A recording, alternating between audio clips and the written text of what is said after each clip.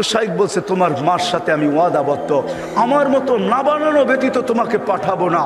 বলছে, না, আমি মাকে দেখতেই চাই। ছোট কচি বাচ্চা, শাইখ তার দিল ভাঙতে চান নাই। একদিকে ছুটি না দিলে বাচ্চার দিল ভাঙা যায়, যেটা মেড ইন আল্লাহ। আরেকদিকে ছুটি দিলে মার অঙ্গীকার ভাঙা যায়। শাইখ তখন বলছেন, বেটা ছুটি দিতে পারি, এতগুলো সবক যদি তুই আজকে আমাকে শুনাইতে পারিস, কোরআনের এতটুকু যদি মুখস্থ শুনাইতে পারিস। বাইজিদ বুস্তামি কোরআন নিছেন, হাত উঠায়া দিছেন, মালিক মাকেই তো দেখতে যাব, কোরআন তো দিলের ভেতরে তুই জমায়া দিবি, তুই না দিলে তো আমি মুখস্থ করতে পারবো না। চোখের পানি, কচির ঠোঁটের পানি ছেড়া দিয়া বাইজিদ যখন হাত তুলছেন, সে পৃষ্ঠা উল্টাইতে ছিল, কোরআন তার ভিতরে গাঁথতে ছিল। যতটুক সবক শাইখ দিছে এর চেয়ে বেশি যায় বলছে, শাইখ রেডি হয়ে গেছে। বলছে, এটা মুখস্থ করলা তো করলা কি কইরা?